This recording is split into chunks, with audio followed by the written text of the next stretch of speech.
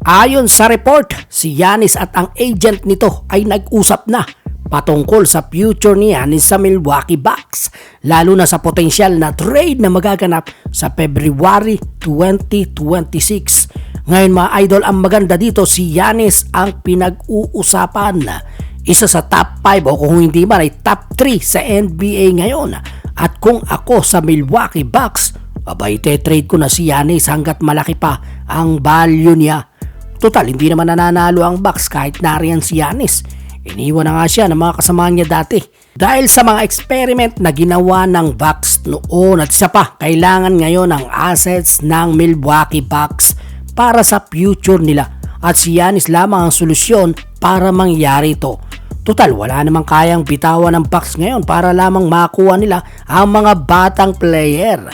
Si Giannis lamang ang pinag-uusapan natin mga kaboltok, hindi siya katulad ni Ja Morant, Anthony Davis or Zion Williamson na palagi na lamang may injury.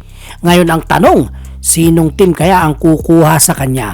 Dahil malamang doon dumugi ng offer ang Bucks para lamang masungkit si Giannis doon. Magiging pagandahan lamang ng latag ng kapalit at ang matunog nga na pangalan ay ang LA Lakers.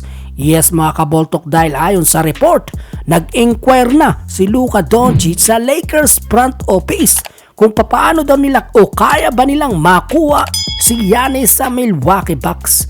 Mga kaboltok, matagal ng rumor ang pag-alis ni Giannis sa Milwaukee Bucks. At sa history ng Lakers, kailangan nila ng legit big man para mag-champion. Kilala niyo naman kung sino ang mga naging big man ng Lakers.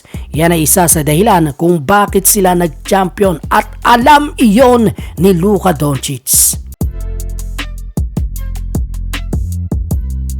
Samantalang sa lahat ng mga team, ayaw naman ni Paul Pierce na mapunta si Giannis sa Warriors dahil matatanda na raw ang mga nandoon.